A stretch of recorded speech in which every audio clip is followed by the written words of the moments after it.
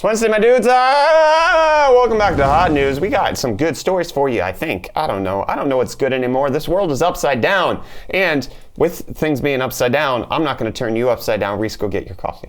You're still going to get your existential question of the day from us, which is, are the handles that are on a bag part of the bag, or are they a separate thing? It sounds stupid when I say it out loud, but it blew my mind when I heard it the first time. When I hold a bag, I'm holding the handles, right? But I don't say I'm not holding the bag, I'm holding the handles of the bag. Are they the same or are they different? So you can answer that down below, but the real question that I have, why spend $1,000 when you can spend $5,000? That's my existential question that I answer every single day when it comes to financial management. And thankfully, eBay has solved this for me, because in case you want to get the Nvidia exclusive RTX 2080 Ti Cyberpunk 2077 limited edition card, which they didn't call the RTX 2077 for whatever dumb reason. Anyways, you can pick that up over on eBay right now for the going rate. This is a bid price, mind you, for $4,550. There have been 32 bids placed on this. As of recording right now, it has 14 hours and 45 minutes left in its duration of the bid. People are willing to pay a specifically high price for this. The starting bid was $2,500, which is insane enough because that's Titan RTX level. These were available at retail for $1,100, but they only made 133 of them available, so they're all gone. So now $5,000 roughly is probably where it's going to end up by the time the bidding is over,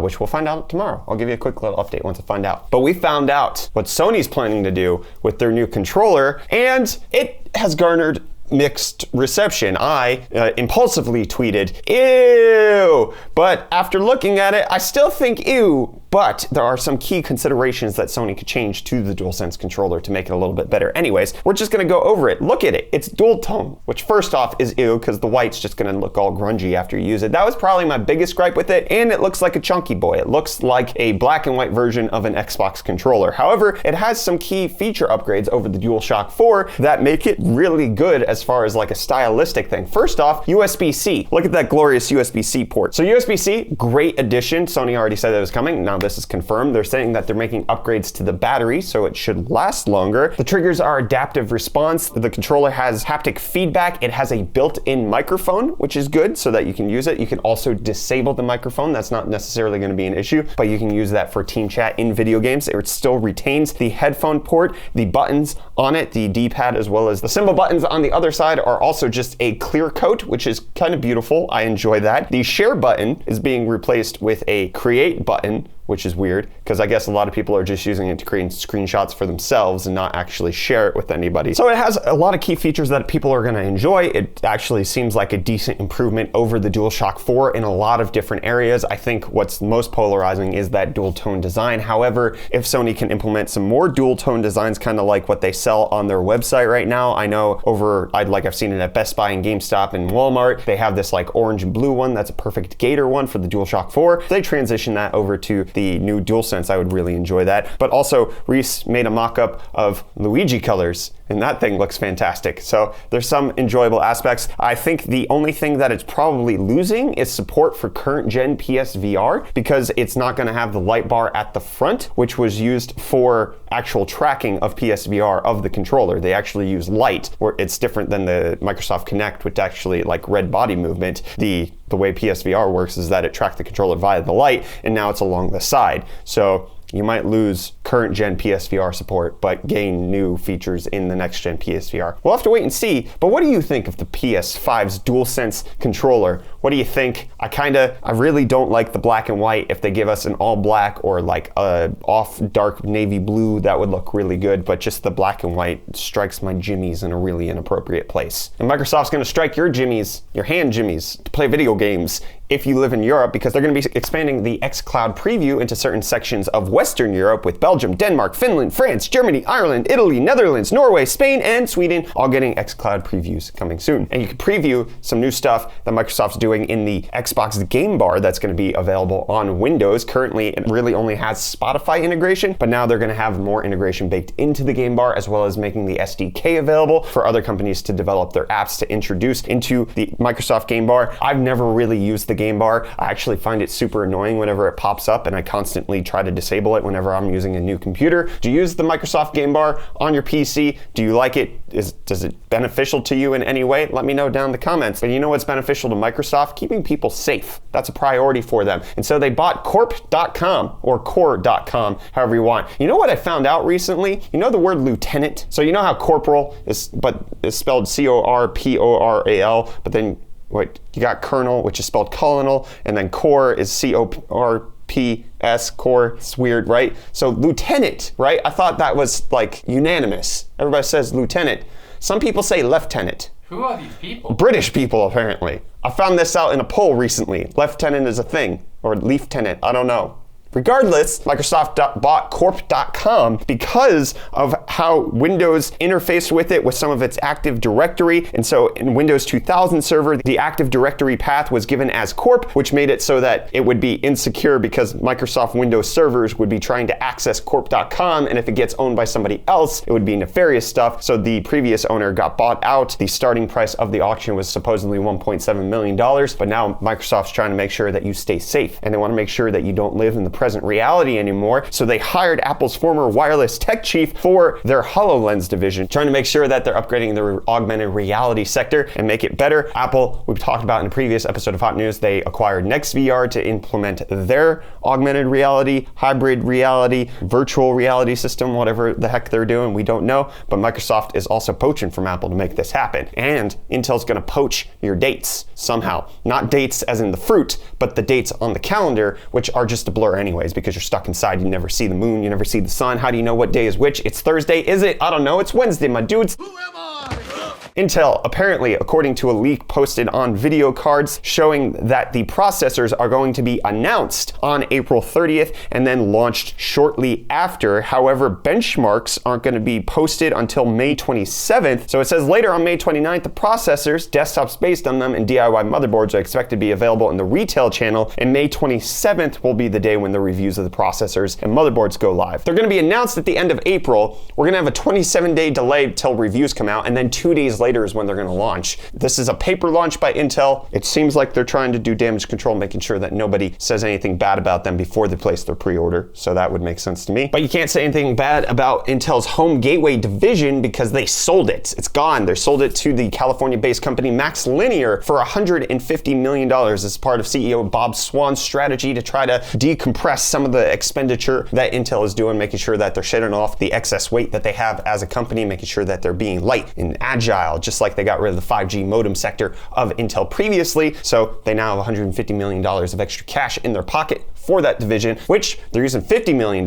maybe not of that like pool of slush fund, but $50 million is going to be going to combat Voldemort and the Pandemic Response Technology Initiative, which is going to have it divided into a couple different sectors. $40 million is going to go to response and readiness initiatives, and then $10 million is going to go to an innovation fund. You can see a breakdown at the link in the video description if you so care. But speaking of Voldemort, everybody's stuck at home. Companies are working from home. So they have to do digital instant messaging to one another across the world. Anyway, Slack is a premier company that a lot of people use for their corporate communications. And it turns out that Slack is looking to get some extra money based on this newfound hype. They're looking to raise at least $600 million through convertible notes, which will mature in 2025. Right now, trying to make sure that they take advantage of the higher numbers that they're experiencing to get a better valuation, to make sure that they bring in some more cash to fund it. Slack trying to take advantage of a bad situation, which could sound bad, but they're not profiting off of the bad situation. They're profiting off of the good part of the bad situation. It makes sense. I don't feel bad. I mean, I would do it too. So speaking of companies getting money and buying off and selling off things, SteelSeries has acquired the company Volute, who is behind the Nahimic software platform for audio stuff. Nahimic was built into a lot of like MSI's laptops, and SteelSeries partnered with MSI for a lot of that. SteelSeries has a new audio platform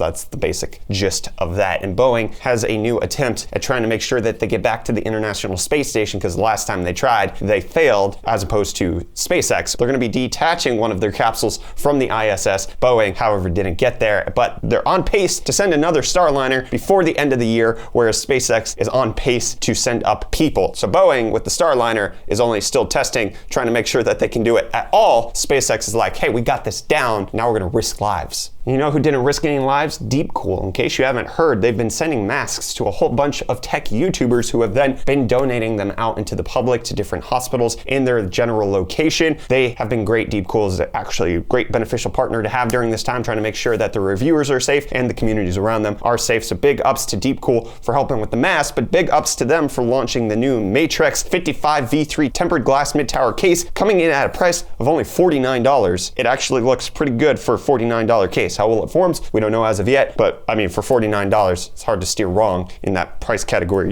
You're in budget case territory there. But Samsung's trying to cut a little bit of their budget by getting rid of LCD production by the end of the year. We reported that on a previous episode of Hot News, and it turns out that doesn't mean they're going to stop selling LCD TVs. It just means that they're going to start buying the units that they put into their LCD TVs from Sharp. So Samsung not getting rid of LCD TVs, just getting rid of the production line for it, but still going to be buying from Sharp, which I've read a lot of comments, people saying that this could be a good thing, but Sharp's LCD displays tend to be of a higher quality than Samsung, so this might mean that Samsung's TV lineup might get a boost with those LCDs. And a boost is what AMD needs to the monies, and they're doing that with Ryzen 4000 mobile, with Ryzen 3000 desktop. It's been really good, but that doesn't mean it can't get even better. There's some information out there about a new Ryzen 9 4900U that hasn't been announced, hasn't been talked about, but it's in benchmarks. Is AMD going to release this? Who knows? It's just a brief little murmur that we're hearing out in the interspace, which is where E3 was supposed to be. In case you don't remember, because I totally forgot, E3 said that they were canceling this year's event, but that they were going to look into providing online experiences to showcase industry announcements and news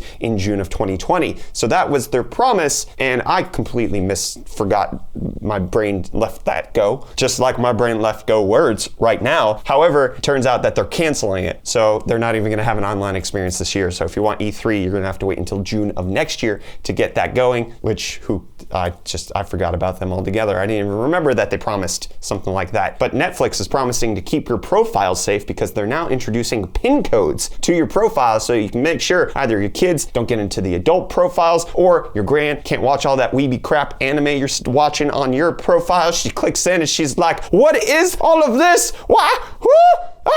I pictured the gran watching the Weeby content and you getting the surprise. That's either way. With grandma's watching Weeby stuff, or people watching Weeby stuff that the grandma discovers, either way, not going to happen anymore, because you can protect your profile on Netflix with pins. And they're also adding some more parental controls to that, filtering titles based on their maturity rating, disabling autoplay on a kid's profile to make sure that the movies keep playing, especially during quarantine. You gotta entertain your kids somehow while you're trying to work. And also blocking specific titles by name, in case you don't want to watch Boss Baby for the millionth time. Get rid of Boss Baby. It's gone. Oh, what happened? Mama, I want to watch Boss Baby. No, child, it is gone from Netflix. And your internet installation might be gone from you if you're trying to get a Verizon FiOS install. Apparently, they're reporting to customers that the installs aren't taking place until November if you're trying to get a new line. However, Verizon responded by saying that this is just a placeholder date that they're talking about, regardless of sending out emails that say your installation is 237 days away on November 30th. That kind of seems like a real date. You could have said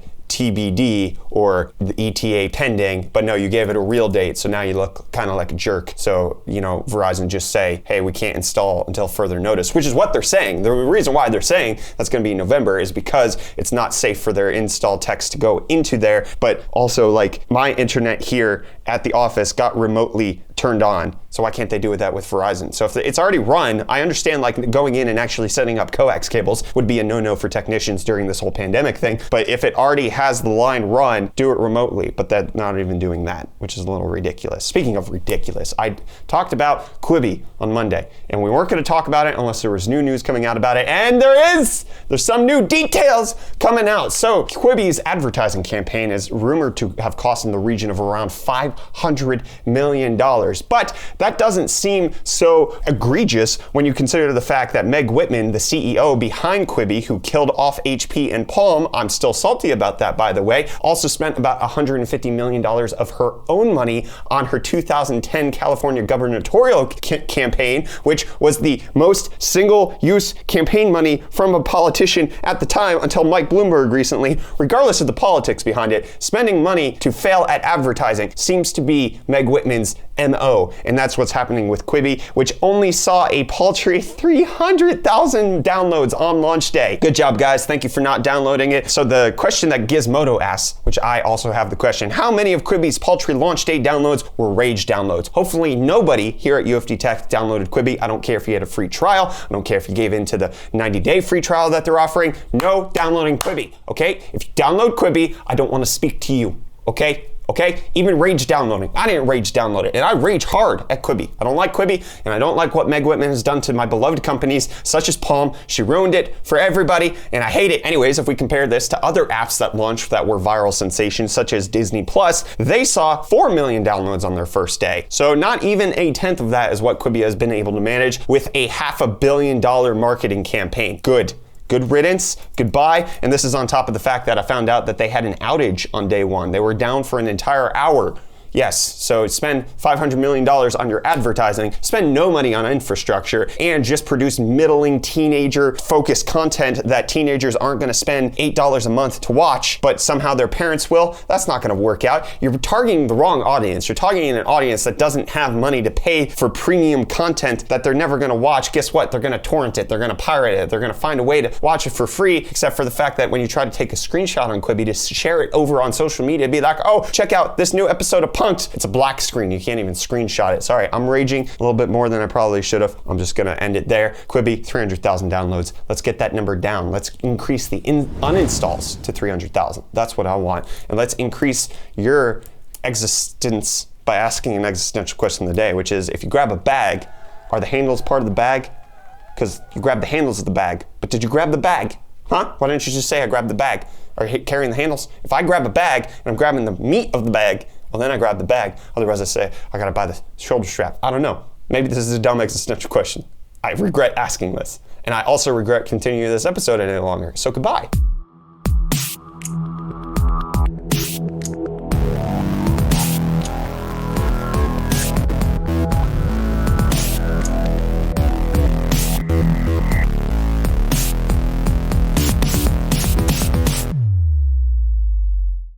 I just noticed the disappointment on your face.